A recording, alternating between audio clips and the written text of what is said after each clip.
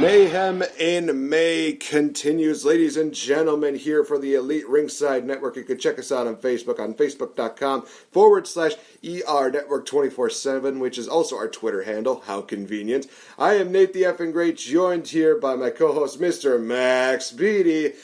Good to see you, man. Nice to see you too, as always. For once, we're in my humble abode. We are here in Wausau, Wisconsin, good old central Wisconsin. Well, okay, maybe not that good, but it's decent. I think it's decent. Roughly, yeah.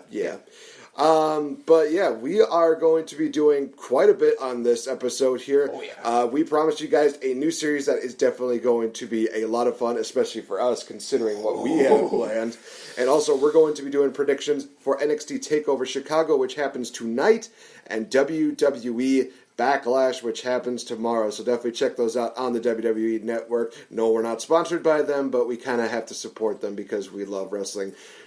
Damn it, Ziggler better not win. Hashtag lose Ziggler lose. Hashtag lose Ziggler lose. That is exactly the tweet I'm going to use when I'm talking about Nakamura versus Ziggler. That's all I have to say is... Well, it's almost like, how can he win? I mean, like, if he wins, he's going to be the only one who's happy. Like, a lot of the guys in the back who wouldn't be privy to what's going to be happening are going to be like, what the hell's going on?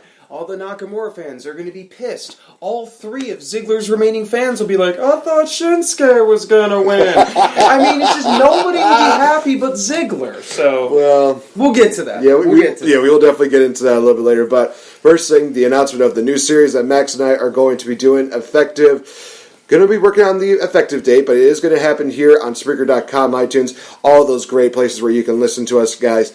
We are doing a new series that we like to call Raw versus SmackDown, and far be it from us to, copyright what WWE used to do, which was, nice. The fact that they did something great with a video game, and now they turned it into WWE 2K16, 17. They're going to do 18. They're probably going to go at least all the way up to like 2K25 at least. Probably. I mean, I kind of liked the first 2K. But what was it? Was that 2K14? I think so. I liked 2K14 pretty well.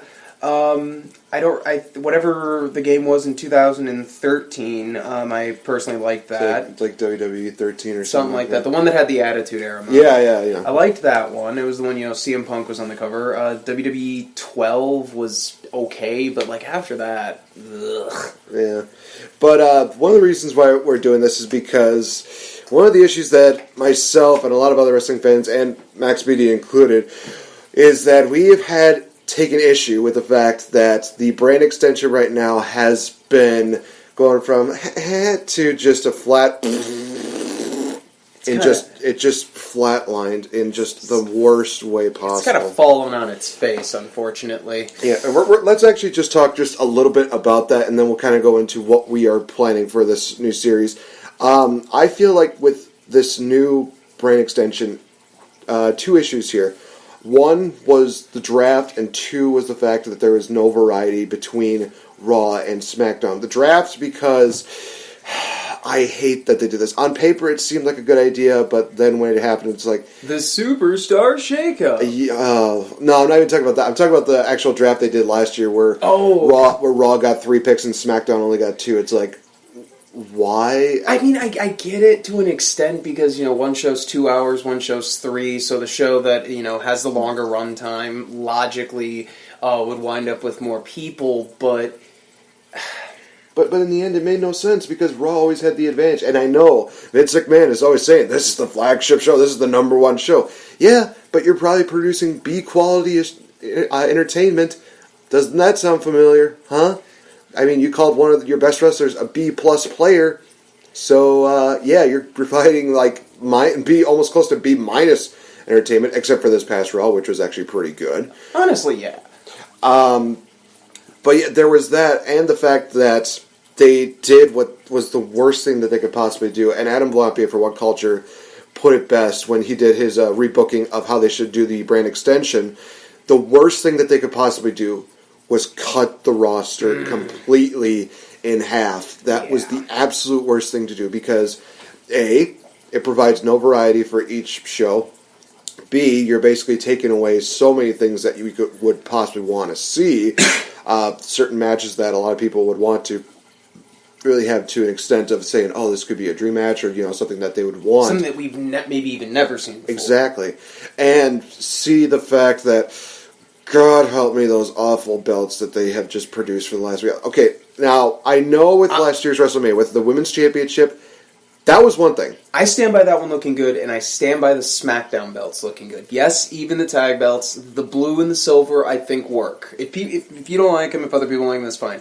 But the Raw ones, the Raw tag belts, and the Raw Universal title, it's the only good-looking belt on Raw right now is probably, aside from the Women's Championship belt, the IC belt. Half the belts on Raw look like toys. Yeah, it's just one of those things where it felt like they just gave up and they just said, oh, let's just be generic. Let's just do something that a 5-year-old would do on a WWE wrestling game. It's the red show. Let's make everything red. That is exactly it. And because they didn't even think it's solid red with it's the WWE Championship but with a red strap. It's a fruit roll-up, for God's sakes. Pretty much. It does, and I get it. The strap, this is going to sound weird, kind of like a weird complaint. Okay. But maybe it's because it's red. But, the belts, those, if you don't know anything about the belts, people listening, those are real gems and gold on them. Those things are worth a lot of money. The straps are real leather, but because of the coloring, it doesn't look like real leather. It looks kind of cheap and fake.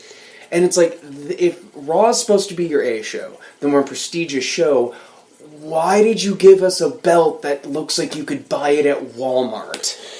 Yeah, I don't know. I don't know what they were thinking. I know, Vince McMahon believes in the whole equality deal. Oh, yes, we totally believe that. Coming from the guy who made a woman get on her hands and knees and bark like a dog during his midlife crisis. Honestly, as much as I and a lot of other people look back on the Attitude Era fondly, a lot of the stuff he had women do back then was a little fucked up. Yeah. That's not to say that it's a bad time in wrestling history. It's WrestleMania 17, for God's sake, that's all you need to say. But there's some sketchy stuff. Equality, Vince McMahon, not two things that really go together. Not at this point, no. Yeah. But we're getting a little too off topic. So basically what we decided to do is that Max and I, we're doing like our own edition of how WWE should book, but also just one of those things where it's just we're trying to prove that we probably could provide a more, what's the word I'm looking for, a better show than the Raw and SmackDowns that have been coming out. So what we're actually going to be doing is that we are actually going to be doing our own brand extension. So he and I, we kind of talked a little bit about this. In late July, I'm actually thinking that we could probably do this. Let me pull up the date. I did have a date in mind, and let me know if you're against this or not. See, the date that I had in mind was... Do I not even have the... Okay, then. I honestly thought I had this in my calendar. I feel really bad for doing this because I actually just had a conversation with Ron when this happened. Stuff happens, man. Oh, man. But no, this is one of those things. Let's see here. Let me just pull up the... I don't care about the birthday events. I just want to know the upcoming events and shit like that. I want to know that. I just don't... No, I'm not hosting anything. Where the frick is it? God dang it. This stupid new updates with Facebook are just killing me right now. Oh my God. Oh man. Yeah, trust me folks, this is not me planning on having this whole delay here. This is not at all what was planned. It's just, oh my gosh. Okay, here we go. Saturday, July 29th is when I think we will start really putting this all together. We'll start doing our first bookings, and what's crazy about July 29th is that there is a certain event that's going on during that time which might feature one of the greatest matches that we will ever see. Talking about Stadium Mania, where we get to see Logan Lynch versus a monster Midwest sadist who I might possibly be interviewing the week of the ACW show coming up on June 2nd. Cheap plug. Cheap plugs are the best plugs. Just ask Mick Foley. That's how we got over for so many times. But, yeah, that's when we're going to start doing our bookings. We're going to do a major build-up going into the SummerSlam event. So we're going to break it down like this. Today is the day we're actually going to be doing our first draft, and everything is basically reset. So our championships are all vacated. Everything is just completely reset right now. How we have it figured out is that I will be doing Monday Night Raw. Max Beatty will be covering SmackDown Live. You can even just call it, Thursday night, Friday night SmackDown for whatever. I'm going to stick with SmackDown Live. Okay. It's fine. Fair enough. So for the championships, I have been given the Intercontinental title. I have taken the Universal title, but I'm going to be disposing of that and bringing back the World Heavyweight title because love the prestige that goes with it. Plus the big gold belt. Yes, indeed. Max will be taking the WWE Championship belt as well as the United States Championship belt. The tag team titles, that is going to be our floater tag team championships that we have between the two shows, and we will work it out so that way we have some storylines as well as some random tag team matches that we have for events coming up. So yeah, it'd be kind of like the one part of the brand extension where there would actually be a great deal of crossover. Like tag teams wouldn't so much float, but like one tag team on one show could conceivably challenge someone on the other. Yeah, it's basically kind of like what they were doing with Big Show and Jericho for the longest time, where they were just basically going from Raw to SmackDown, challenging whoever they had. So we have that, but you also notice that we did not mention two championships here, and there's a reason to that. The Women's Championship as well as the Cruiserweight Championship. That's because we made the decision to actually have the divisions on one exclusive brand. So the Women's Division will go on one brand, the Cruiserweight Championship and Cruiserweight Division will go on the other brand. Reason being is because we believe in variety, and we like it back when...